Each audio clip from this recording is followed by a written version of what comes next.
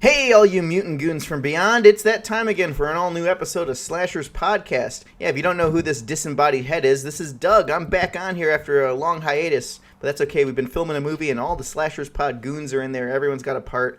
Basically, it's slave labor. And, so October 12th is when it comes out. That's trash juice. But anyway, I'm back on here with a movie that I really absolutely love. But before I introduce this movie and blow my load with a horse tongue, let's introduce our Slashers hosts here. Who do we got today? So, Aid, give us your little introduction here. I'm picking on you today.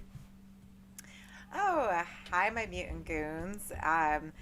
So this is going to be a fun episode because we had to reschedule this episode like 50,000 times. So let's just say that the month of September, it was a complete wash as far as episodes goes. But I'm really excited to have Doug on there and excited for Trash Juice because we all get to be on it and we get to be together to see it. Yay! Yay! Yeah, and who do we have down in the corner here? Now, for you video viewers on YouTube, we're sitting in a classroom because there's a corporal punishment here. So who do we have down in the corner in the detention center? We got Jason on here tonight, too, and it's been pretty difficult to schedule things here recently, as Adrian knows. And how many times we have to schedule that Prey episode, and then everybody had to drop out several times? Oh my god. And this is why you guys wonder why I always have Micah on standby. I'm like, you're just going to be on call, because I know you're not doing anything. We're calling you up on the bench, yeah. I know, but I'm glad that we're in a little classroom, because this is fitting for our back-to-school theme this month. Yeah, I'm a little ashamed I couldn't have my background in here. It was the Mary Lou possessed girl fingering the horse tongue mouth. So. I just had the old lady from Curtains. Yeah. Well, what movie are we doing, boys, if you want to introduce it? Ooh, well, this is a two-title name. So, Jason, you do the first part, and I'll do the second part. This is Prom Night 2. Hello, Mary Lou. Oh, it rhymes. I love that. Yeah, a sequel that has nothing to do with the first movie at all, in its name alone. In fact, this was supposed to be like The Haunting of Hamilton High originally, but which would make more sense, honestly. But, Hello, Mary Lou, Prom Night 2, it goes a lot better. I think doing this kind of brought people back to the original Prom Night. I gotta say, I'm not a big fan of the original Prom Night. Honestly, I think it kind of sucks. It's like the generic slasher of the 80s. Like, it is just like 100%, it's like the most generic of that first wave of slashers to me. Yeah, well, see, I have this DVD of Prom Night here, and I actually got it signed by the director here. He did a screening right before the pandemic of this one here. And the thing is, I was I'm like, it's just like middle of the road. But what I love about it the most, and I got it signed to, was the Prom Night soundtrack, because it's like in the wrong era. I'm like, when I first watched this movie, I'm like, what the fuck? Is this like a 70s movie with the disco music? No, this is the 80s. I remember I had that DVD too, but the transfer on the one that I had was just dog shit. VHS tapes looked better than the Prom Night DVD that I had. I don't know if that was the same transfer or if it was just like the original was like just a pan and scan trash. It was really bad. Yeah, mine's Echo Bridge Entertainment. It looks like it was like shot through, like a dog chewed it up, spit it out.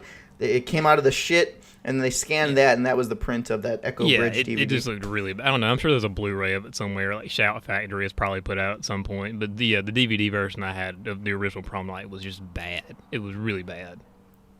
Well, it never transferred. So I do enjoy the original Prom Night. I do like that movie. I do like the fact that Jamie Lee Curtis is dancing disco. How fun is that?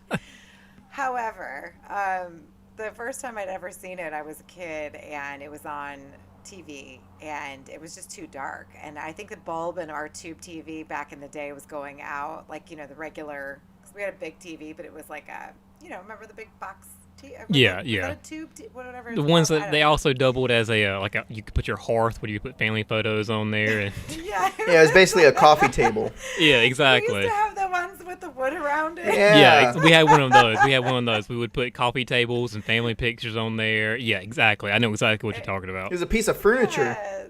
Yes, it was like you could put your feet on it if it was lower. So anyway, I remember seeing it, but I could never see what was going on in the movie, so I never really watched it again until I was older and I could see what was happening. And I'm like, I actually really liked this movie. So when I saw Mary Lou, by the way, I love her. Like, Mary Lou is my bitch. I love her. Oh, she's very progressive for the time. In the 1950s, too? Well, we'll go into that, but damn, she's a goddess. Yeah, I mean, like I look up to her, so like everything she does, I'm not mad at. Like I'm not mad about it. So, but I think that, and I remember listening to Horror Queers when they did this years ago, something to the effect of they, wanted to use the prom night name to, as Jake would say, metadata, right? Well, Yeah. metadata is already there for this. And the quippy little title is so fun. Like, come on, prom night 2, hello, Mary Lou, hello, hey girl, hey, as Mikey would say. So, I think that the second one has so much more charm to it. There's more action. It's a lot more entertaining for sure. Yeah, definitely. And this one just screams 80s. But yeah, a funny story with this, I was in the military, like I was at AIT, so that's after boot camp. And we had what we called the PX. And I remember this was before like streaming really. And I had a laptop with a DVD drive. And at the PX, they had movies like Boarding House right next to like the new release one. So I bought on DVD like the Last House on the Left remake. And then they had this movie, Prom Night 2, and I'm like, oh, it's $5. I've never seen it before. It's a sequel to Prom Night. I like the first Prom Night. And I watched this and I'm like, holy shit. I had an epiphany. In fact, I watched it with my my bunkmates and stuff. We used to watch this over and over again. But what's crazy is when I was a kid, and this was like maybe when I was like 5 or 6, on the Spanish channel on TV in Ohio, they had this movie playing, and I had no idea what it was. It was on the part where the girls like, I thought it was like a Spanish ripoff of Evil Dead 2 at first, because I only seen bits and pieces of it, where the girl's like on the wagon, or the piece getting about to get her head chopped off on the paper shredder, and all this crazy stuff's going on. So I thought it was like, oh, this is like Mexican Evil Dead 2. I don't know what this movie is. So for years, it just went past me. I never knew the name of the movie. And then when I watched this, that scene came out, and I'm like, holy shit. It was like when the guy eats the food in Ratatouille. And it's like that that long flashback. I don't remember the first time I saw this movie. I mean, I'm sure I saw it sometime when I was in high school or whatever. But I know there was time I watched it again recently was when Joe Bob showed it on Last Drive-In a couple years back. And that was the first time I remember seeing it in a long time. And I was like, this movie is actually really good. And then I went and watched the sequels. Have you guys seen the sequels? Yeah, Prom Night 3 is great. I love Prom Night 3. Prom Night 3 feels like an episode of Freddy's Nightmares. It's just like super cheesy and campy, and everybody just dies, and it's a huge joke when everybody dies. And, of course, Doug just pulls it up out of the woodwork. Here it is. Oh, yeah, I do. I pull out my research here. It's just a way to show it off. I'm like, it's just collecting dust. I better use it for something here. But yeah, I got Prom Night 3 and 4 here, but I don't remember. I watched 4 twice. I don't remember anything of it, so. I watched it last week as to kind of prepare for this. It's got nothing to do with Mary Lou. It's just high school kids going to a house that was previously a monastery, and then a crazy monk goes and he tries to kill them after prom. Oh, yeah, after prom, right? Yeah, I think Yeah. Micah was telling me about that one. And I think, was I reading that the computer nerd from this one, isn't he in part 4? I think so. Yeah, I think he's one of the... I think he's in all of them. Yeah, he's like the Yeah. son of the producer or something. I did see this movie called The Club, which was released as Prom Night 5 in Japan. It came out in 94. It had Kim Coates in it. Have you ever seen that movie? It also takes place at prom. It's a pretty weird, strange movie. So if any everybody movie... it's caught in purgatory after prom, and they all have to kill each other or kill themselves to get out of it. It's really strange. That sounds better than my prom, but Yeah. I am sure it's better than everybody's prom. Let's be real. You remember that Korn video where Aaron Paul walks in and throws up on all of his prom the prom goers? Y'all remember that when he goes up with like a hooker and he throws up on everybody? Oh my God, yes. yeah, all I remember... That's the best part. All I remember from my prom was getting really pissed off because, you can order, there's, chicken, fish, steak. I ordered the steak, and they got my name mixed up there because there was another Doug in my school, and I got the fucking fish. I'm like, sorry, the order's already placed. I'm like, you gotta be fucking kidding me. The fish is better for you, Doug, so in hindsight, that was probably a good thing. Adrian, do you have to go to high school prom every year? No, well, oh my God. A chaperone, right? Yeah, do you have to chaperone prom? I don't have to. I did when I was in SGA, I did. Okay. Which was, Sure. It was funny because one year, I came in and I had to get ready in the venue's bathroom because I was setting up all day, and I come out and one of my kids, bless his heart, I had him every year. Love this kid.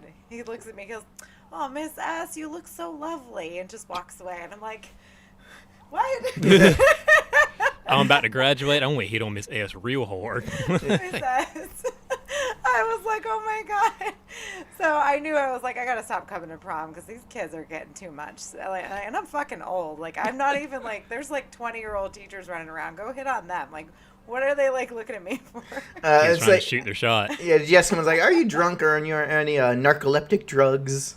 So, Oh my God. Did you catch all the anybody kids are drinking? medicated. Oh yeah. Oh my God. One of the girls that year actually drove her car off and crashed into one of the venue trucks on her way out because she was drunk as shit, and it was a rental car. Yeah, that was fun. what, she lived, right? Well, she lived. She was fine. Oh. But, she started crying, and then she had to, she played the sympathy card. The ambulance came, took her away, so she wouldn't get in trouble. Oh, I was going to say, you're never going to believe it. A tree came out in the street and hit me. I'm not going to be able to go to University of South Florida anymore now. Gosh. Oh my God. And and that's the thing too. I was pissed about that because I was like, you know what? They should do a lesson out of that. But I'm like, I don't want to fucking be here all night. I need to vacuum all this shit up and get the fuck out of this guy. Like, that's the worst. Chaperoning prom is the worst. They would always park a totaled vehicle in front of our school the week of prom. And we're like, hey, this is what happens when you drink and drive. Just to guilt trip everybody into it. It was like a completely trash car they would park in front of the high school. Do you remember they used to make us like sign, Doug? I don't know if they did. They had to have done this at your school, Doug, because you were at like a Catholic school, right? I was, yeah. They had chaperones to go in the bathroom. Like, we got to make sure nobody in here is fucking. But like they made us sign like an oath. Yeah, I had to sign. Yeah, we had to sign that too. They had like a little table out at lunchtime, and I remember I was Mary Lou. Like, let's be honest, I was Mary Lou well into college. I was such a heinous bitch, and I'm like walking up there and I'm looking at the girls sitting there at the table, and I'm such a cunt, and I'm like, who the fuck would ever sign? Be quiet, Phil. Who the fuck would ever sign this? Like, that is the stupidest shit. Like, everyone's gonna get wasted, including this girl sitting here. Like, I was being such a brat, and the girl at the table was such a brat back to me. She goes, well, then you don't have to sign it. I go, I won't. And like, we're yelling at each other back and forth. The administrators are looking. Like, I probably could have gotten in so much trouble. We weren't even supposed to smoke on ours. We had to, you will not smoke cigarettes. And I was like, okay. Yeah, I mean, I'm going to smoke cigarettes. I'm 18. But yeah, I won't smoke, I promise. Can't fornicate. Oh no, can't fornicate. Well, over the pants hand jobs didn't count, so that was something.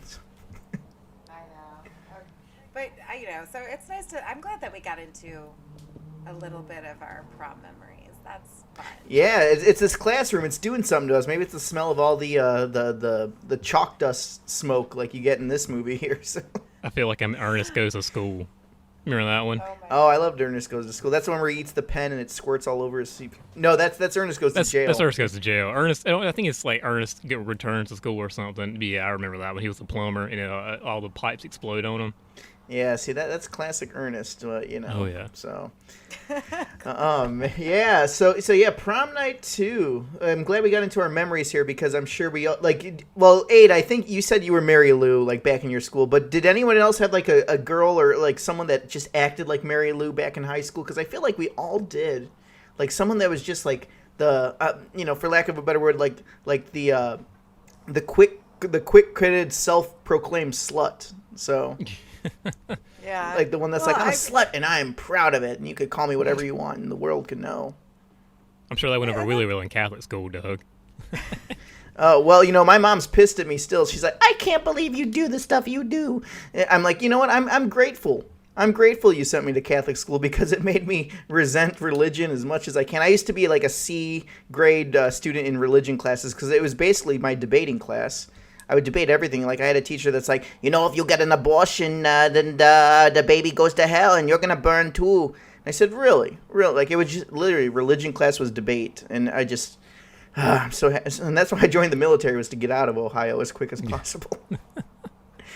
Yeah, and that's the thing, too, because it's like, you deal, and see, this is why I don't do this. Like, everyone thinks that schools indoctrinate the children, right?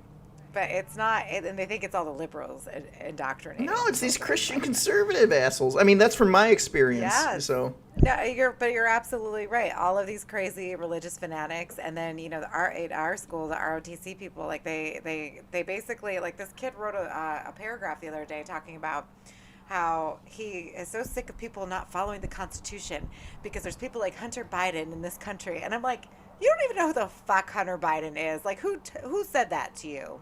Oh, yeah, that's right. The ROTC recruiter people, like, you know. It's like, it's so stupid. Like, just sit your ass down and fucking learn. Like, I'm not sitting here telling you to be gay. I'm not sitting here telling you that it's, you know, get an abortion. Like, I'm not over here, like, telling you to be a horrible human being. I just want you to learn how to use a semicolon correctly. Yeah. Like, that's so much to ask. But you do know where Hunter Biden's laptop is, though, don't you, Aid? Oh, yeah, I know. I actually got it in my room. It's, you know, sitting with all of the other broken laptops that the kids throw around and they play kickball with, and they're just getting across the football field. Like, it's ridiculous. We give the kids all of these resources, and they just, like, totally stomp on them. I can't imagine what Mary Lou would have done had she had to have been responsible for a laptop. OnlyFans as soon as she turned 18. Yeah. I mean, hey, Hunter Biden. Word is Hunter Biden went to a Best Buy Geek Squad and said, "Hey, can you clean this laptop and get the cum out of the keyboards? That would be a good favor." Ugh. The keys are a little sticky. Yeah, sticky keys puts it into real life. Oh my god. Anyway, so 1987, this came out October of 1987, and we were talking about this earlier, and I was like, okay, let me just pull up really quick all of its competition, and excitingly enough, we have Slumber Party Massacre Part 2 came out during October of 87, and which I think is probably the biggest name in October. Scooby-Doo Meets the Boo Brothers came out. Oh my god. I remember that cereal. I mean, there's really not a whole lot of horror that came out, which I'm surprised because 87 was a pretty good year. Funland, My Friend is a Vampire. I mean, that's all I really see from that. But if you look at the rest of the year, we've got Near Dark was October 2nd, Creepazoids, Zombie High. The rest horror movies that came out, I'm going to edit all of this out, my piss poor notes today, because I figured that there was going to be 4 of us on here and I could kind of Oh, it's fine. skate through we're in this class. We're in study hall right now. Yeah. Well, The Lost Boys came out the rest of the year, which is, you know, obviously my favorite horror movie. Hellraiser, The Gate, Monster Squad, Video Dead, Creepshow 2, Doug's little fanning his nuts over that one. A Nightmare on Elm Street 3, Dream Warriors, which I think of all the sequels in that series is, besides Part 4, Part 3 is my favorite. Part 3 is my favorite I like it better than the original. Part 3 is my favorite in the entire series. Yeah, you know, it's very, it's like this one. So it's like, you know, it takes what it is, then it kind of turns it on its head, right? Yeah. Evil Dead 2 came out that year, which, you know, Jake and I hate, but the rest of everybody. Oh, I love that movie. Love Evil Dead 2. I don't like it as much as the first one. Well, here's for you when you come out here to California when you see Trash Juice. There's a whole segment basically homaging the hand from Evil Dead 2. So you'll with the squirrel. So. Oh yeah. Well, yes. I caught that when I saw that clip. So, Doug, Silent Night, Deadly Night came out that year. Oh. Jaws: The Revenge. You like Silent Night, Deadly Oh, Night I love too, all of right? them. Yeah, Silent Night Deadly 2 is my favorite one. Yeah, I know. Part 2, as Doug would say. Garbage Day. Well, you don't even have to watch the first movie. Just watch Part 2. You get both of them. So. Well, yeah, it like plays the whole fucking first movie. Why would you watch Part 1 after that? Like, you don't even need to waste your time on that. And that guy's glorious overacting the entire time he's getting the police are talking to him. He's like, I was born in 1974, and I was ugh. Well, I mean, that's what made me play the Beautiful Joe games for the PS2 because that's the guy who does the voice for Beautiful Joe. So. Oh, wow, I didn't know that. If you remember those PS2 games, yeah. That's cool. Look at that. Oh, Howling 3. Everybody's favorite. Is that the marsupial one? Oh, Yep, yes. the marsupial. Which is my favorite one. That was a hot fucking mess.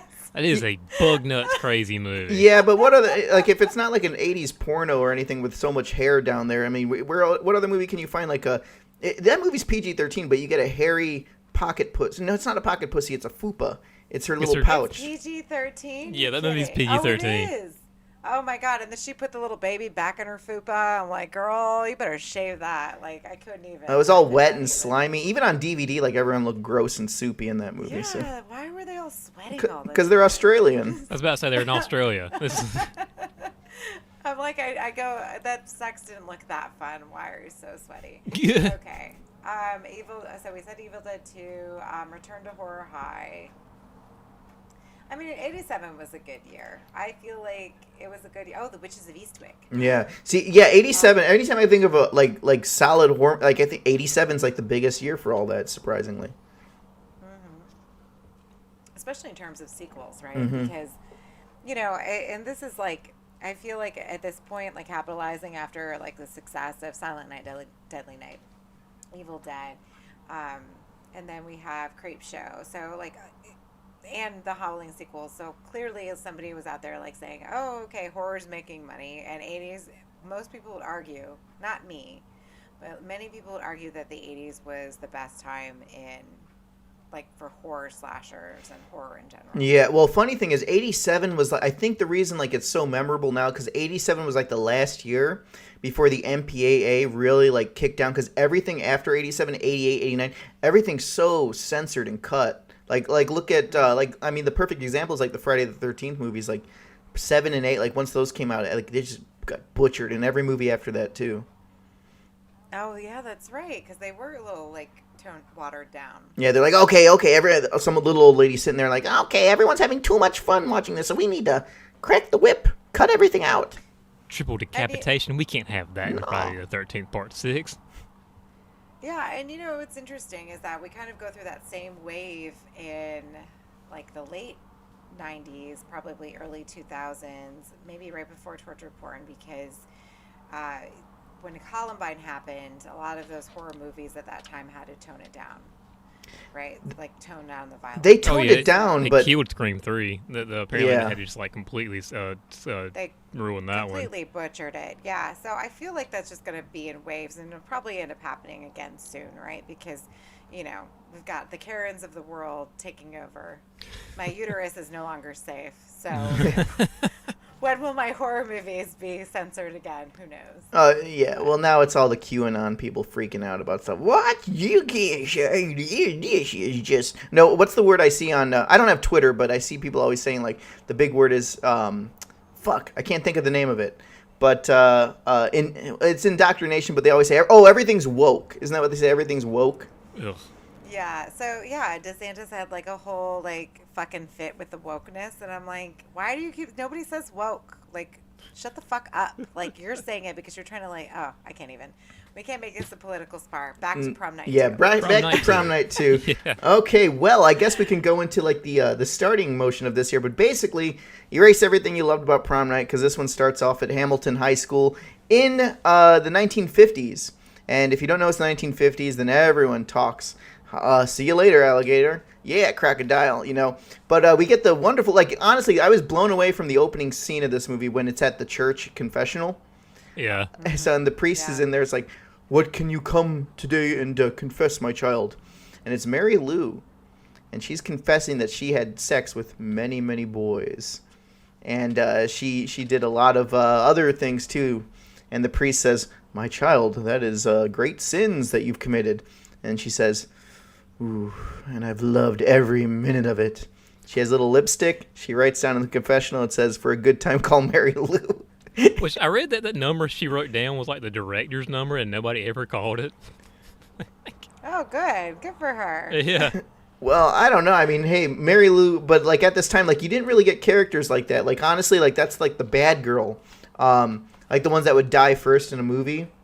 Because like look at the Friday the 13th movies. Like for example, like it's like, oh, if you have sex, then you're gonna get killed by the presence or the killer. But this one, Well, Doug, she does die first in the movie. she does die first, but she is the main killer, like the main villain of this movie, which is so great because I feel like after watching this movie again, and I'll cut back and forth in between it, but I feel like this movie is way ahead of its time, and I say that because I think it's very existential in its delivery. Like for example, Mary Lou comes later and she's like there is no heaven and hell, and I'm just in purgatory. I'm a tortured spirit because she basically gets she's dating Michael Ironside, very young Michael Ironside. He looked actually pretty accurate to what Michael Ironside looked like, Yeah. The younger actor they got to play him.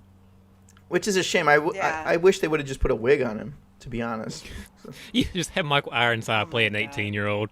Which is surprising because, Michael Ironside, I always mentioned it on the last few episodes, but Michael Ironside is probably one of my favorite character actors because he's scary no matter what he does. And in this movie, he's playing like the love, no, he's not good because he killed, he set Mary Lou Maloney on fire with a stink bomb. And you want to elaborate on why he sets her up on fire with a stink bomb, Jason? Well, he walked in on her hooking up with somebody else, and he was also mad because I've been dating you for a whole year. We never even gotten that far. Yeah, because he was such a I wouldn't do him either. The other guy was more fun, right? Yeah. So. Yeah. Well, he was oh, he has good money and he treats me right. So I mean, he's kind of like an incel then. Yeah, I don't know, but that's maybe why Michael Ironside is the way he is in all his future and past movies. He's a killer creep. But anyway, yeah. So she hooks up with this guy, and she's like, "It's not who you come with; it's who you go home with." So that wasn't meant to be dirty, was it? Yeah, well, it probably can. Mary Lou Maloney probably said that. I remember too when I was rewatching this again. I'm like, I could have sworn there was a scene where she was talking. And she had sperm falling out of her mouth, but that's a different movie. She like that. You kind of get that scene a little bit later with the when they're fixing the prom queen. I knew there was sperm in the mouth. So so basically, and then we cut. So after Michael Ironside accidentally, and I air quote accidentally, sets her on fire. She basically looks up. Her suit is flammable like jelly. Like she just doused gasoline, and that was the attire for the 1950s prom. It's who could be the most flammable? Mary Lou Maloney wins. And so she ends up getting burnt to a crisp. She doesn't get her crown, which comes up later in the film. And so we cut back to current times. And Michael Ironside, of all fucking things, I'm like, if you're gonna...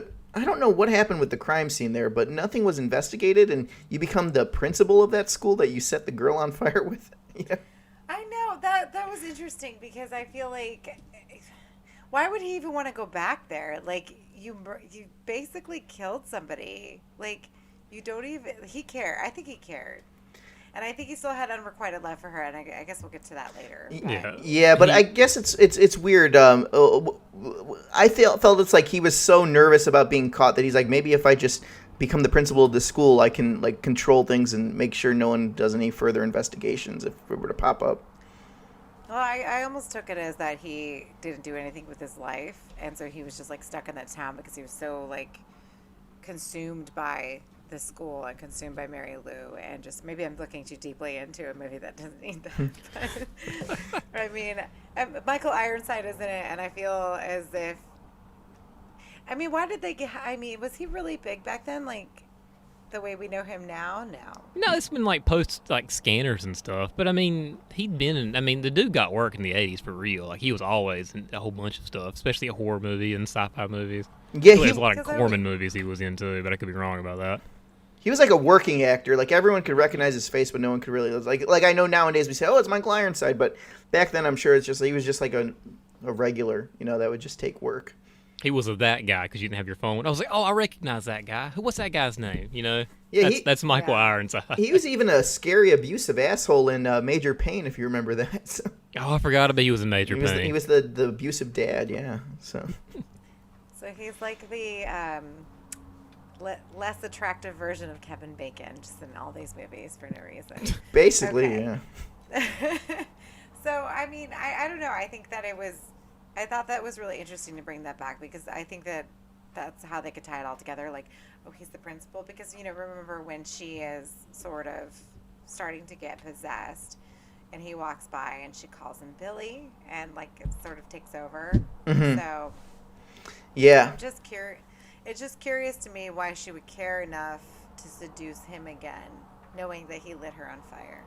Well, she's I think she said like she's trapped or whatever. She just needs to get revenge on this guy. She's like, you're the one that killed me, and you stuck my fucking suit in a chest in the school basement. What the fuck? You know. It was pretty hilarious there at the end where it's like, I've got the crown you always wanted, and it was this cheap piece of plastic. It's like I just went to like Spirit of Halloween. You can get like 100 of them for $20. Yeah, she's like, my jewels. But yeah, it's kind of like a genie thing. I'm like, is her prom crown her genie bottle? I don't get it. But so we're introduced to some characters here. We're introduced to Vicky and Craig, and Craig is the son of Michael Ironside. And a fun little fact for you, Craig, I was watching him, like, he looks familiar. He's the lawyer from Saw 4. He's the one who's like, don't open the door. All we have to do is wait a few minutes and we'll survive this. But yeah, he was, was he a douchebag lawyer? I don't remember. I don't think I ever saw that one, to be honest with you. I forgot, at a certain point, I just kind of tapped out on the Saw movies. I mean, I know I've seen the first 3, and I've probably seen like a couple here and there, but I was never a big Saw movie fan. 3 through 6 are the best, I think. 3 and 4 take place at the same time. So okay. And those, quite frankly, those 2 are my favorite. Oh, of okay. the whole franchise. Yeah. So you don't even have to watch the rest of them. Like, just watch 3 and 4 and live your best life. Although when you see poor Luke Gilmore from Gilmore Girls, I do remember he was in there. Yeah. And his that bone comes out of his arm. I'm like, no. Yeah. So that's my experience. Going back to my diner real quick. Yell at Lorelai and Rory for not doing what I want them to do. Oh, I've got this other kid. I've got this little kid that I didn't know about. Oh, but that's funny because I told you guys, I'm like, when he was filming the Saw movies, because he has a very receding hairline, and so you knew when he was filming Saw and Gilmore Girls because they put this like horrible hairpiece on him. But you know, in Saw they had that terrible like blue filter, so you can't really tell. Mm-hmm. Yeah. But you know, in Gilmore Girls it was like shining right on his head. They're like, why does Luke have a blonde wig on? I just always imagine him wearing a hat from Gilmore Girls. I don't even remember him like not wearing a hat most of the time, or when he's maybe ripping it off when he's mad at Lorelai. I guess they wouldn't let him wear the hat with the hairpiece because they didn't want to ruin it for, I don't know, for Saw purposes. It's terrible. Anyways, I'm sorry. Continue. Oh, yeah. Totally cut you off. No. This goes back into the whole lore of Saw, and maybe we'll get to those eventually. But yeah, so basically, Craig and Vicky are hooking up. And this movie's such a fucking mashup because it feels like almost like Carrie meets The Exorcist, meets like a possession movie. Certainly Nightmare on Elm Street as well. Nightmare on Elm Street as well, There's yeah. homage to all of it, yeah. And I was counting. I'm like, okay, we've got Carrie, we've got Halloween, we've got Nightmare on Elm Street. Literally, we've got Friday the 13th. We have all of these callbacks. So I was wondering if this was supposed to be a spoof and they just didn't really know what to do about it.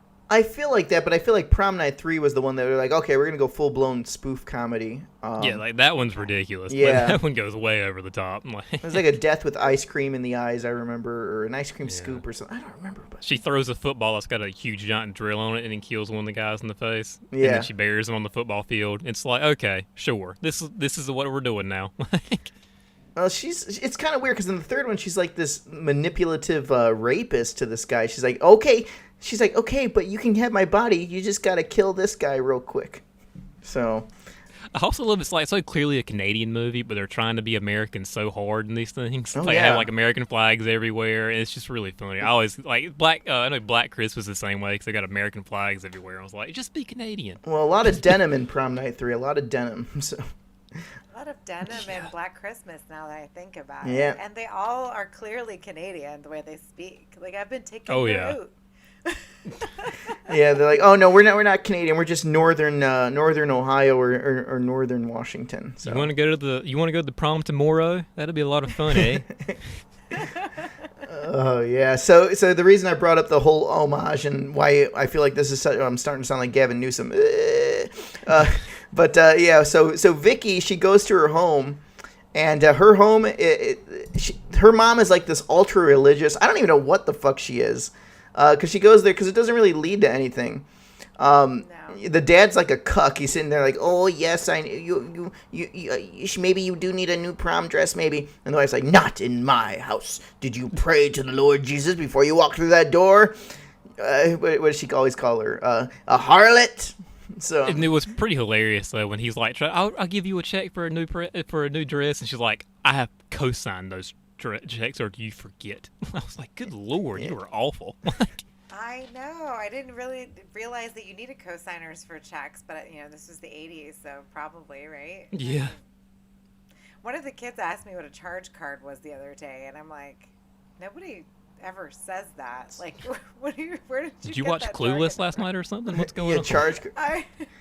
Well, they're doing a budgeting project, so I'm sure that was something they Googled, and I'm like, I don't even know what the hell a charge card is. Yeah, well, yeah, maybe something like, okay, have your pagers set to always on and pull out your charge card, and then they'll have the old Macy's. Remember when Macy's used to have those credit card machines that would go? Oh That's what I God, those assumed. just I was swiping like, I back think and forth. I'm like doing this. I'm like, I think it's that thing that does this. You guys know what I'm talking about? Yeah, And they're all staring exactly. at me, and Yeah, I'm like, yeah. I don't think you do. We only accept travelers' checks here at Macy's. Well, I remember younger. It's like American Express. Fuck that. So, I don't think American Express is a problem anymore. But yeah, that's how her mom is. She probably her house is all like kind of. It looks like a dollhouse, and for Vicky's home being like the way it is, she's a good student. But her bedroom looks like a fucking 4-year-old girl's room. She has dollhouses and that creepy rocking horse doll that we'll get to later. Dude, I've never been in anybody's room that has like a giant rocking horse, let alone a unicorn in their room. That's just like so weird to me. And of course, the unicorn was super creepy later in the movie. But Yeah, I think obviously that was there, I think, for the effect later, but also too, you notice that the same kind of like innocent type girl room is prevalent in a lot of these 80s films, like even Nancy's room, the chick's room from Slumber Party Massacre. Like they make these girls into these like these little virgin, like, oh, I'm still sweet, I have my stuffed animals and I have my cute little nightgowns on and all that bullshit, and I'm just like, I don't know if that was a thing in the 80s for girls to still have that, or if that was just something that they did in the movies, because I was born in the 80s, but I don't remember them, so I have no idea. Yeah. No, that's just... Tiger Beat magazines everywhere, we got it. Well, in Slumber Party Massacre, I gotta give credit. The girl did have a Playgirl magazine underneath her mattress, so there's that. So. Well, the girl at the beginning when she was throwing her Barbies out, right? So her room was like that. Yeah. But we always got to show some titty beforehand. I'm surprised. Oh my God. There is titties in this movie. There's a lot in this movie. Yeah. Vicky is completely naked. I think there was Bush, right? Yeah, we're gonna get to that part. Yeah. Both of them are. That shower scene. This was the shower scene, right? The shower scene was kind of similar to Carrie, but yeah, you get, as they say in Revenge of the Nerds, we got Bush. We got Bush. Well, I mean, but that was horrifying. It's such a scary part for I don't think this movie takes itself too seriously, but that part is really scary. Yeah, that is really scary. Yeah, there's weird parts in it. The tone just kind of switches, like you're getting this kind of goofy kind of like campiness, and then all of a sudden, her friend Kelly, she's like in the art. Her hair looks like she stuck her fork in an electrical socket, but she's like this art student, and she's making scarves and stuff. And then all of a sudden you think there's going to be some campy dialogue, and she's like, I need to talk to you. My boyfriend doesn't want to text back to me. Or no, call me back. Texting, what the hell's that? I'm texting. My boyfriend's not answering me anymore. He left me with a surprise. I'm pregnant. I need to get an abortion. So it just goes really, I'm like, what the fuck? Well, the tables just turned. Dude, that her death scene, look, did y'all reminded me of the first 10 minutes of Suspiria? That's kind of like, where she gets thrown out of the out of the window, and then does she get decapitated? Yeah. Mm-hmm. Yeah. Yeah. I was like, I was like, that's a wow, good this scene. is just like Suspiria. Yeah. Yeah. Yeah, well, So go ahead, Aid. borrowing from I'm just saying it's borrowing from Suspiria too, and The Exorcist. So my thing is like, how is it doing that? And just like you said, the tone, like it's taking itself seriously at this moment, and then it doesn't at the next. It's just strange. I have a feeling the writer, like the person who's like, okay, we're making Prom Night 2. Can you do this? And here's a stack of VHSs. Just watch that and write a script. So, I feel like he was writing the script while the movie was on in the background. He's like, okay. Need your senior thesis to be a mishmash of every single popular horror movie ever made up until this point. Yeah, but this scene here where so basically Vicky goes down and opens up that chest that Mary Lou's crown is in, and her spirit's out. It's wreaking havoc. And so this one scene, the art student girl is saying like, "Oh, I don't know what to do. Like, he left me." So that gives a good reason. It's like, oh, well, maybe she might commit suicide, and there might be probable cause for that. And so what happens is, this is the scene I watched on the Spanish channel when I was a kid, and I thought it was like a Spanish Evil Dead 2 ripoff or something, because this is the part where she's like everything's starting to come alive in the art room. You get the paper shredder cutter going up and down, and it's a toss off. I'm like, what happened? You didn't have the budget to get her decapitated? Like it was like a money shot. I'm like, oh, you didn't show it, and they didn't. So you think she's gonna get decapitated by this paper shredder, but no. Mary Lou, like, her ghost pulls up the scarf and dangles her from the ceiling, and then it throws her body out the window, so it makes her look like she committed suicide. So yeah. I mean, I think that if she had left her hanging, it probably would have been more like feeling like a suicide. But I get that the other chick was like, okay, she probably killed herself because she's knocked up, which is kind of fucked up for a movie to kill a pregnant chick. Right at the it is, yeah. So that's a double body count. So for yeah. those keeping track, that's tick 2 there, right there. Yeah. So I think that maybe by making her very alternative with the '80s hair, and that she's you know, a fuck up anyways, or just making her look like a non-traditional girl. Yeah, just like kind of burnout. Yeah, it made it easier for audiences to accept her death, right? Yeah. It's kind of shitty. Yeah, Nancy Reagan was fanning her pussy lips over it. Her donkey lips. Oh, God, they say Nancy Reagan was quite popular around the LA scene and before. Oh, that's right, because they were all celebrities, weren't they? Mm-hmm. Yeah, so the rumor about Nancy Reagan was that she gave the best head in Hollywood. Yeah, I heard that too. So smell my fingers. Yeah, it might be something left. Yeah. There was some cool. I forgot. There was a nickname for her, I think, around. This is all just hearsay. Who knows if any of it's true? Everybody's dead by this point. But it's funny to imagine Nancy Reagan just giving head to everybody in Hollywood. Well, she did have a nice head of hair. Just say no. Just say no, yeah. Yeah, but there better not be any drugs in here. Yeah, see, Tipper Gore is probably doing the same. She's like, okay, I need 6 penises in my head. I need my my mouthwash. So. You heard of this Prince fella? Oh my God, I hate you guys. No, I was talking about Tipper Gore. Nancy Reagan's Yeah. something else. This is turning into a bitch that's nasty episode.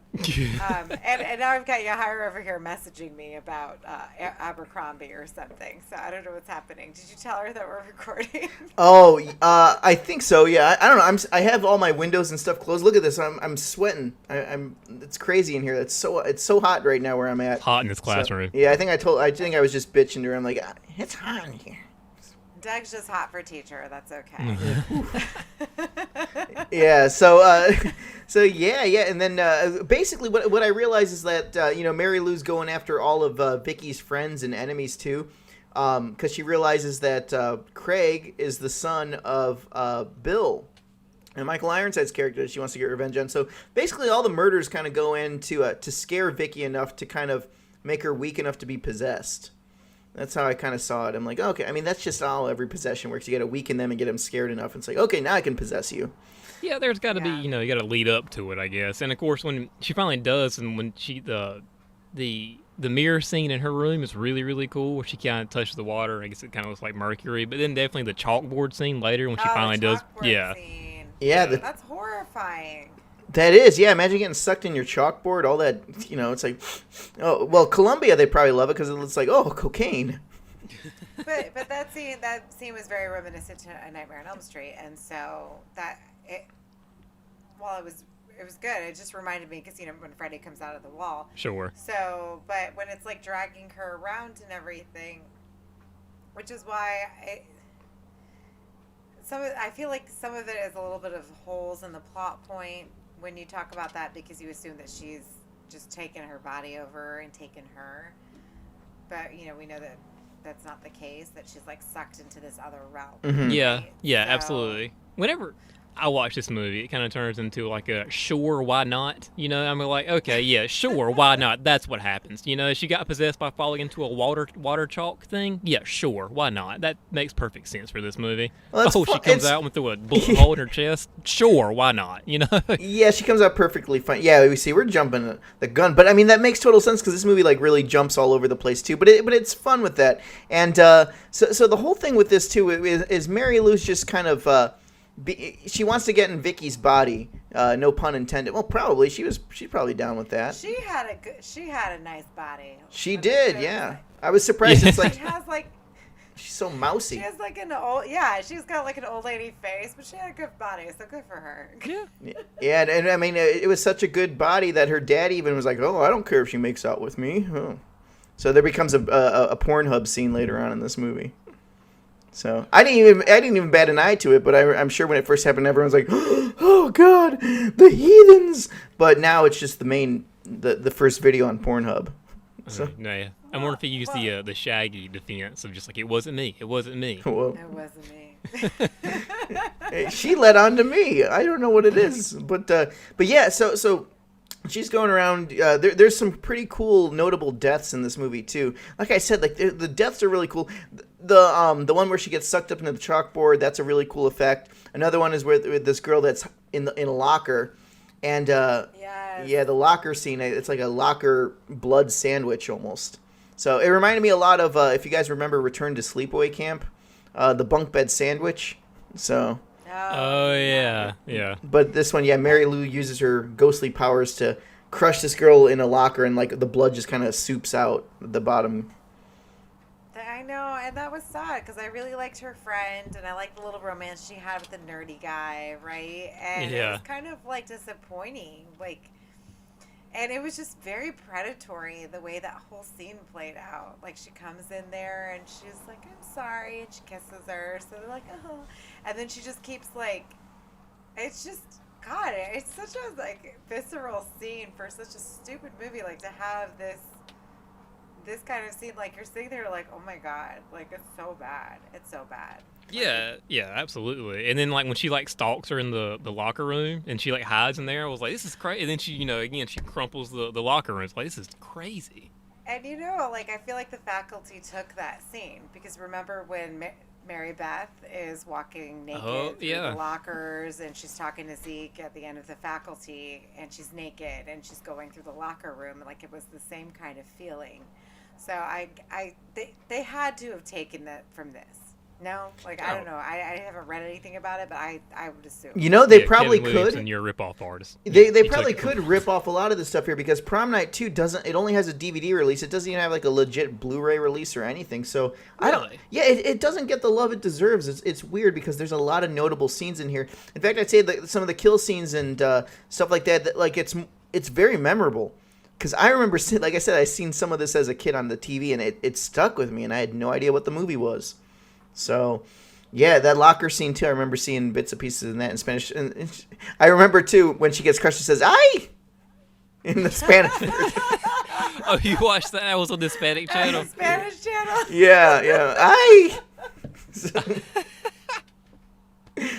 Just turned her into hamburger. It's just, "Ay!" Yeah, "Ay!" So that's why I remember. Yeah, I'm glad I found it. And, of all places, I watched it with a bunch of people. I'm going to need you to find like a DVD rip of that from the Spanish channel from your childhood. Well, and just like get a bootleg VHS tape of that because that just sounds hilarious. Yeah, this I'm looking on the DVD. It doesn't have Spanish audio; it's just Spanish subtitles. But yeah, I remember when she gets crushed, and then it cut. I think the blood that oozes out, but since it was on TV. No, it was like a pudding. It was fun. Yeah.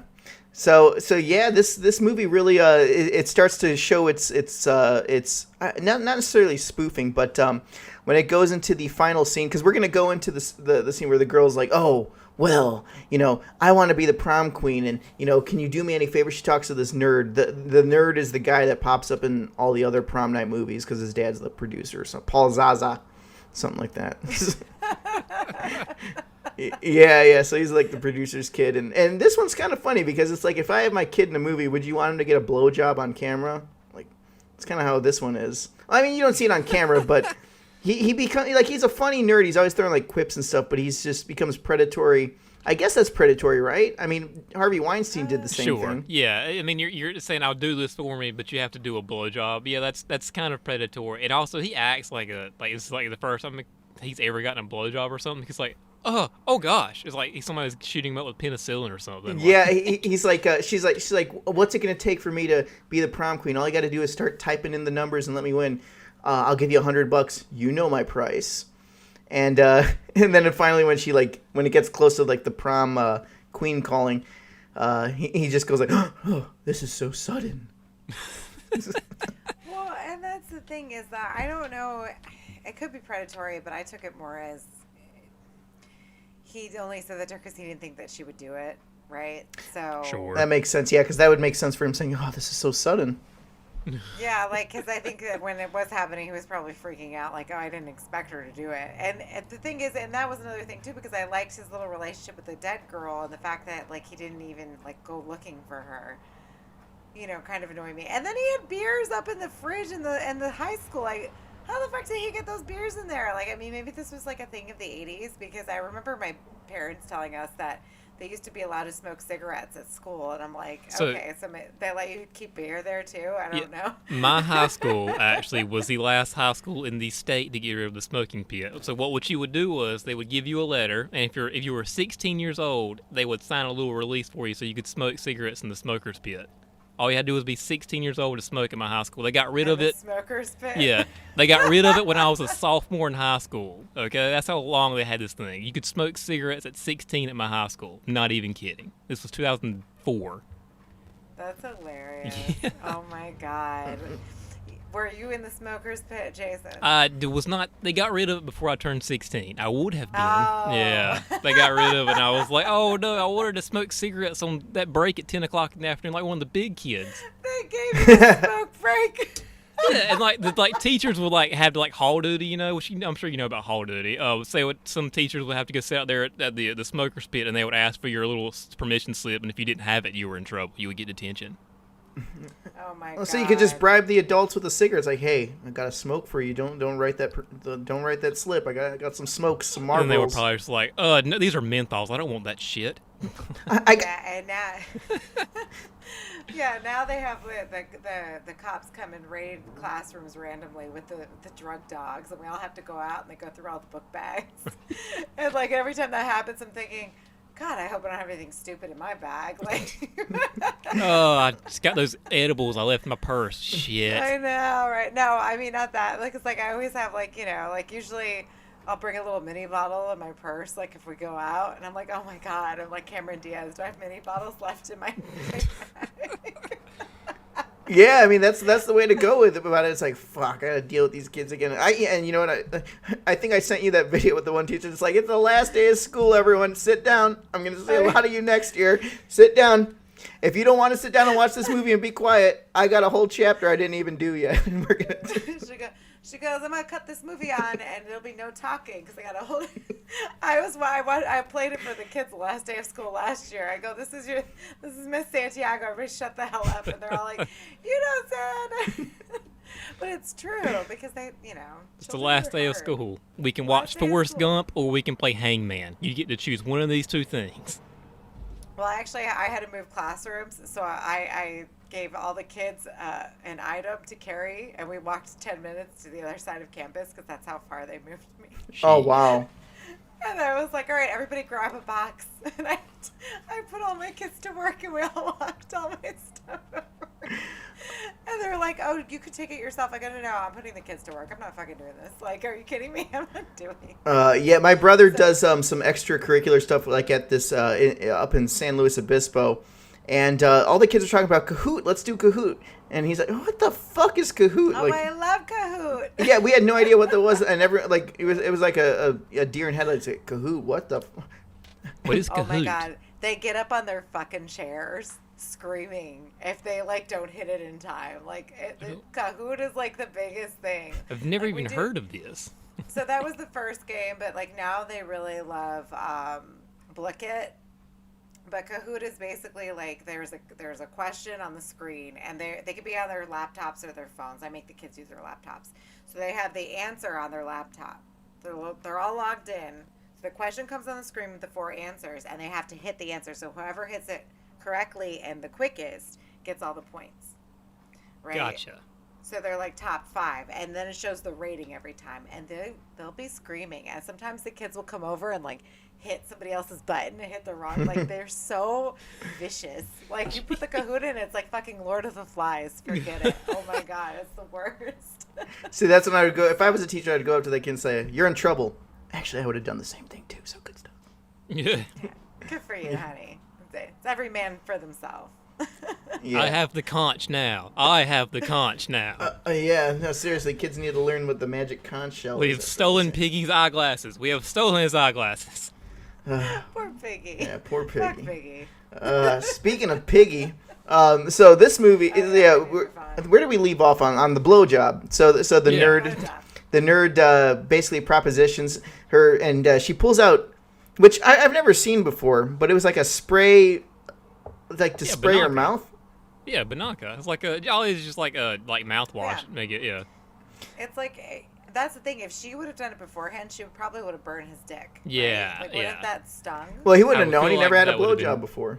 Well, that's true, but it's very sensitive down there, as you know, Doug. And I feel know- like the menthol would probably excite something down there, and then it would be on fire. You know. Women's mouths just burn my dick. What? That would have been a great way for the church to like say blowjobs are bad. Like, look what happened. I'm sure they've tried it at some point. Well, there's a director's cut of this version here where she uses hot sauce accidentally, and she has like he's like screaming, and like she has snot coming out her nose, and she's like sucking, and she's like eating her own.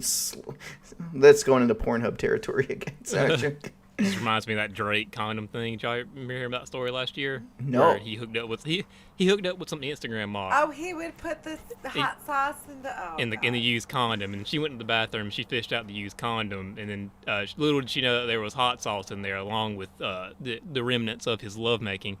And did he put hot sauce in there because it was like spermicide or something? yeah, and then she tried to sue him because of because she caused him to be injured, even though she put the hot sauce inside of her vagina because she was trying to trap Drake. No, she wants a Knoxville 9 so much. I mean, they have condoms for that. So Hey, man. That burns. I would assume so.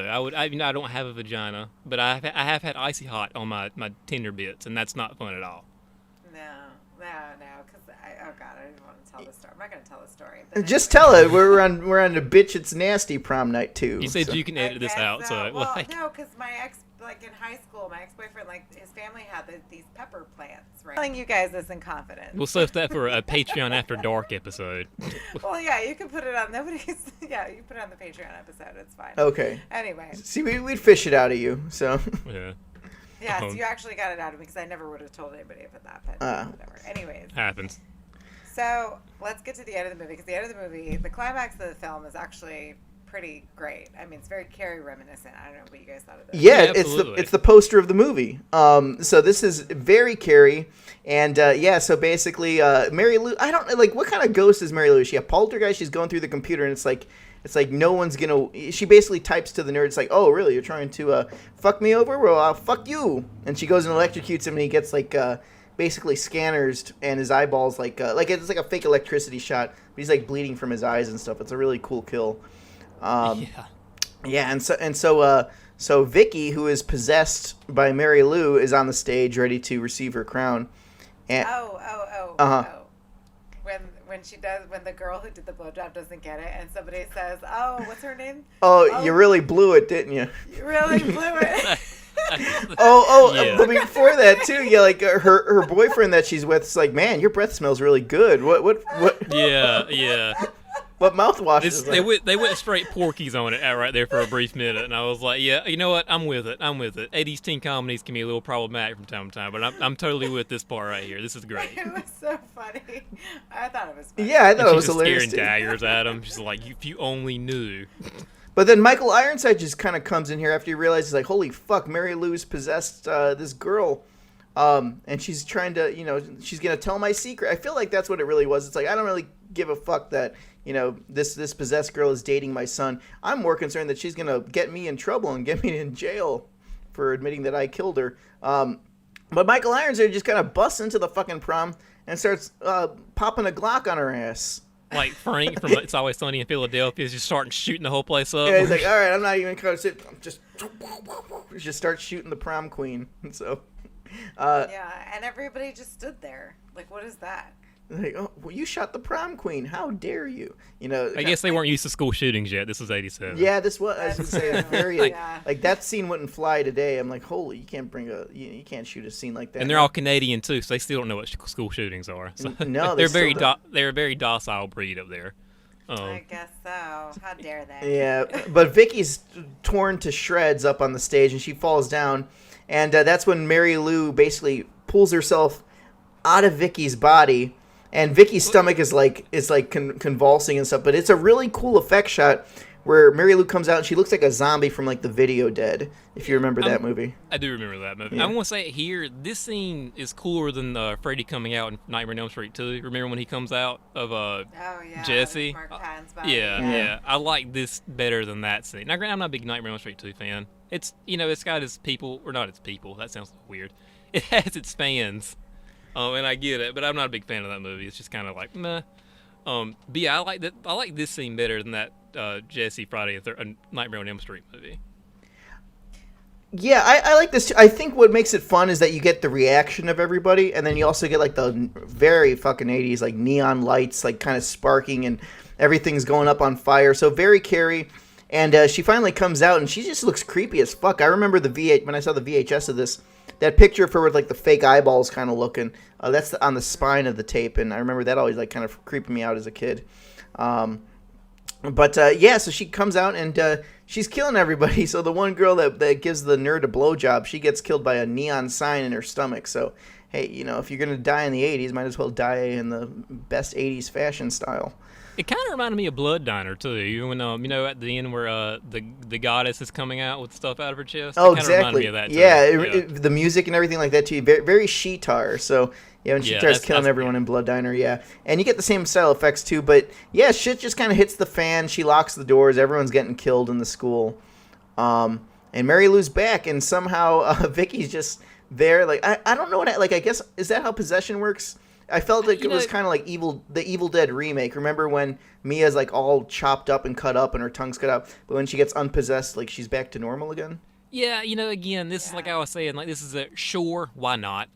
Fine. I'm with it at this point. I mean, we just saw the ghost like rip her arm out of a bullet hole. I was like, okay, whatever movie, you got me. I'm here this long.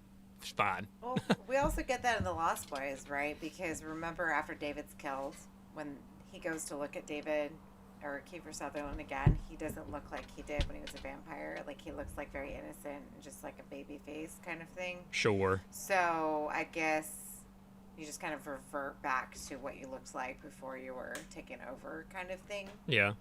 But remember, Vicky doesn't come back, right? Like, she comes back through the thing. She comes back through like the weird portal of herself, right? Yeah, the suitcase, yeah. Yeah, so everything was trapped in that. So no one goes down to clean the basement where that suitcase was, or wherever it was, the attic. I don't remember. Yeah, I guess it was in the basement too, but I guess they were like, this might be a crime scene. They should probably do something with this. Well, see, I remember vividly. They go downstairs and they go upstairs. So it's like the downstairs leads to the upstairs. What the fuck? To get to this chest. Yeah, because they put the chest up in the art room, right? Yeah. Like, they moved it out of the basement because that's how the one chick found it, and then she was fucking with the crown, and that's why she died, right? Mm-hmm. Because, It's because also Mary Lou came out of the crown. Yeah. Yeah, so the crown is everything. Like I said, the crown is kind of like Mary Lou's genie bottle in this. And Mary Lou, as sexually promiscuous and as progressive and open-minded as she is, I'm like, really? You do all this stuff and you go and you fuck priests and stuff like that, and you're going around like, I'm going to take this person home. But you're concerned about a fucking plastic dollar store crown? Seriously? Yeah, that was... It was that's symbolic. How you know man wrote this. Yeah, it's exactly. You get this. So this was like pretty. Like even a man wrote this, but I feel like Mary Lou is just. I feel like she's like the hero of this movie, to be honest, because she got burnt and she's getting revenge on fucking Michael Ironside. Michael Ironside was a douchebag in this. Like, he just. You don't say that you didn't cause this accident to happen. I don't know. I feel like that, but no, my crown, my plastic $2 crown, give it to me. I'm in purgatory, please. Seriously? How old are you, No Mary? fucking wings. No fucking wings. No fucking wings. Like, the heaven and hell doesn't exist. And you know what the worst part is? I didn't get any fucking wings. So, so Yeah, I mean, it's just, it's you know, it's quintessential type 80s, I guess, schlock. And I like that they incorporated the 50s jargon with that, because if we think about it now, the 50s were to the 80s what the 80s is for us. Yeah. Right? Yeah. yeah, basically we're in that time loop again. But I guess Yeah. like at the end of it, Mary Lou, it would never ever happen. Because it's not that popular of a thing. But for Dead by Daylight, I know I bring that up a lot, but Mary Lou would be an awesome killer for that game, just because she could kind of go around and possess people, and then like when people are hiding in lockers, because in that game, like the people can hide in lockers, and one of your powers is like going there and crushing them inside the locker if you know they're hiding in there. So there you go. That would be fun. Yeah, so you developers for Dead by Daylight add Mary Lou Maloney in there. So Do it. it's like Yeah. what am I going to do? Am I going to crush you in a locker or give you a blowjob? So. Yeah, and it was cute. They had the little Nightmare on Elm Street type ending with it as well. Yeah, Yeah. They get in the car, yeah. Yeah. So that's the whole thing. You think they're all safe, but Michael Ironside is possessed. And did you notice Michael Ironside's eyes are Mary Lou's eyes? They're like blue. Oh, no, I did Yeah. notice that. Yeah. No, but that makes total sense, yeah. Yeah. And then what did her license plate say? It said something like "See you later, alligator" or something. I don't remember what it said, but it was something. Oh shit, yeah, it was. Is it later? Is it L8 or G8? Later Gator? Later Yeah. Gator, yeah, because that was her Yeah. catchphrase of the movie. So See you later, alligator. And that's how they knew. Like her friends knew. They're like, there's something wrong with her, but the boyfriend didn't care, you know, because he was still getting laid. So. She kept saying That wop, was flop, a hilarious. doo bop, a wop. yeah, and, bop bop a doo bop a dop Oh. bop bop. Bop, When- bop, boom, and then she crushed the locker. Yeah. And when the principal, in like the flashback scene, when the principal's like, that rock and roll trash, it won't last. Oh yeah. He's like, that Elvis Presley, ugh, that's gonna die out soon. What the Chuck fuck? Berry? Ugh, I don't understand these kids. Yeah, well, that's okay. Those are those old racist boomers anyway. Look what they're doing now. They're laughing in their grave. No, that was the greatest generation there. Yeah, I guess they're not bad. The boomers are the worst ones, I think. You know. The boomers would have been Mary Lou. Bo- Mary Lou would be a boomer. Probably. Yeah, Yeah. Mary Lou's Yeah. a cool boomer. I don't know. But yeah, she was great. Loved her. Yeah, Mary Lou seems like the kind of girl I would have dated back in high school, to be honest. So, Yeah. but honestly, like that's what I would do. I'm like, Mary Lou, you're awesome. Yeah, hey, you want to be in my movie I'm doing? I'm like for $10. So, honestly, that's like how it would always go down. You want to be my movie? I got Lloyd Kaufman in it. Yay. Yeah, no, honestly, that's. But no, Mary Lou would be someone I would love to like hang out with. At the end of the day, I'm like, yeah, you may be a killer ghost, but I don't know. She should definitely there should be more love for Mary Lou because Prom Night 3, it's not the same actress, but it's Mary Lou again, and Yeah. she's fun in that movie. She just kind of like she just becomes kind of cuck, and she like wants this guy. It's the last kiss, so she's like, I don't know. I feel like she's not as good as she was in Prom Night 2 or as evil. So. Yeah, and she's kind of like doing the whole like, oh, did I just kill your friend? I'm sorry. Yeah, Don't I'm you sorry. love me though? Yeah, she's like, I did the window poo bunny. Like she always does those little things, like, oh, poo, Yeah, poo, poo. yeah. She's like, and then he's like, you just killed my friend. Oh, I'm so sorry. Let's fuck in the hallway. Exactly. And then he forgets all about it. So Yeah. yeah. So where does Mary Lou land at in the pantheon of the female slashers? Like, there's not that many of them really. I mean, there's like Tiffany from Chucky, from Child's Play. Carrie. Carrie. I think she's supposed to emulate Carrie in some Sure. way. Yeah. And then I would think, I guess the first urban legend movie, there was a female killer in Rebecca that. Gayheart. Yeah. I mean, there's Nurse, there's Jennifer's Body. I'm trying to You think get of, like from the 80s. Angela from Sleepaway Camp 2 and 3. Yeah. Angela. Yeah, Curtains, the Angela. killer in Curtains behind me. Mhm. Oh yeah. Yeah, I think that she's probably. She's up Oh, there. well, we have Reagan. Would Reagan count? No, I guess. Nah. Yeah, she wasn't really a killer. Yes. I don't know. Have you guys watched Pearl yet? No, I've been wanting to see it. Did you I have not seen it yet, but I feel like just seeing it like from the trailers, I feel like Mary Lou would kind of be like Pearl, but I haven't seen Pearl, so I don't know. All I know is her the old bitch. Did, So- Yeah, did you see X? I did. I loved X. Okay, yeah, I loved it too, and so I'm really excited for Pearl. Cam, our Patreon member, actually just saw it. She said she really liked it. I've been reading mixed reviews because I've been reading some people say that it's not worth the watch, and I'm like, I don't know, because I kind of want to see that, because Maxine, which is Mia Wasikowska's character from X, it's her, this is part 3, right? Yeah. So, and then set in the 80s, and it's Max XXX. Yeah, in the 80s with that very like VHS looking vibe to it. So Yeah. So I'm excited for that. So I don't know. I think that Pearl would be a great addition to that. I'm just trying to think, like, there's other, Tiffany is great, but there are other great, like, I really love Nurse, Like, yeah. I never saw it. Yeah, I remember when You it came gotta out, see it was it. pretty big. But I never saw that. Oh, I guess American Mary wasn't that one. Yeah. American Mary would be a really good one too, but she's not really. She's like the Peter Pan of killers. Like, she's killing people who deserve it. So I don't know if it's like a slasher type. Yeah. So I don't know. Well, when I watched Scream this, 2 has a female killer. it does, yeah. Same with Roseanne's sister, Scream 4, yeah. But no, I feel like for me, like for 80s, like I feel like Jackie. Aunt Yeah, Jackie, yeah. Jackie. That's my son.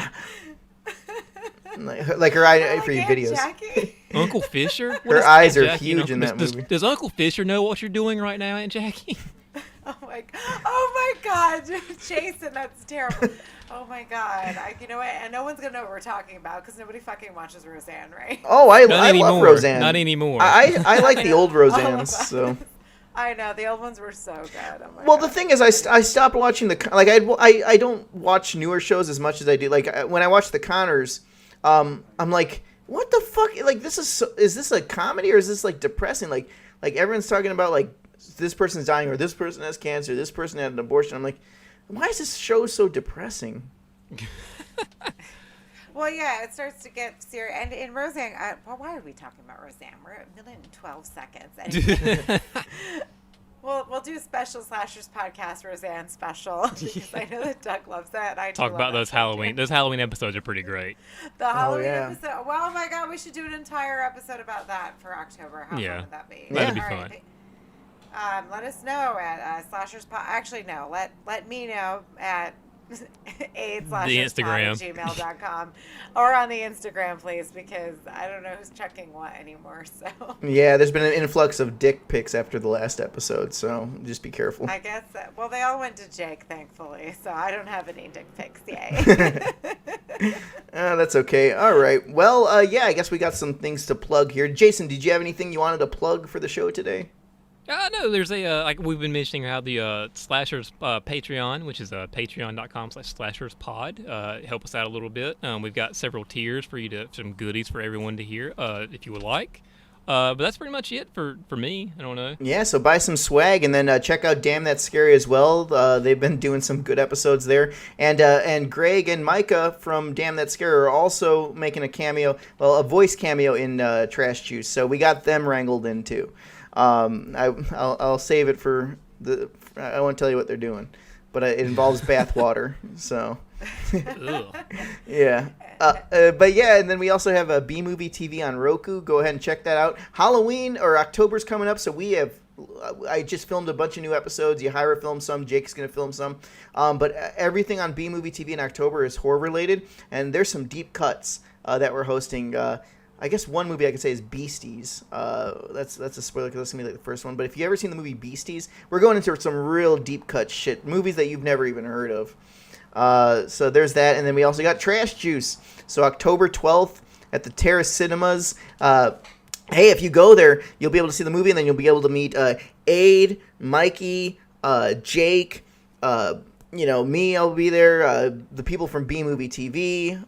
Micah's gonna be there too. So Greg, Where can you get tickets for this? You can go to lividmedia.org, and it's I don't know the exact link for that, but it's through the Terrace Cinemas.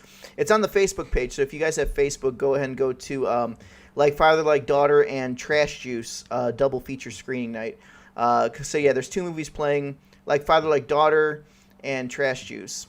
So yeah, you'll be able to meet us all there. I don't know if we'll be drunk or not. Jake will not. I'm going to be drunk. Adrian, Jake won't be. yeah, Jake Adrian won't will be be. drinking for her and Jake, just to make sure to even everything out.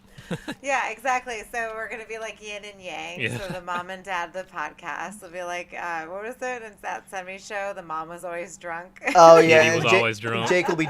Jake, I think I'm gonna drive because I'm gonna drive us all there. But She I, even named her dog Kitty. Shotzi. Shotzi. Jake, I'm gonna turn this car around right now if everyone's not quiet. So. I know. We should just make Jake drive. Like, we know he's not drinking. Like, come on. Yeah, I can't.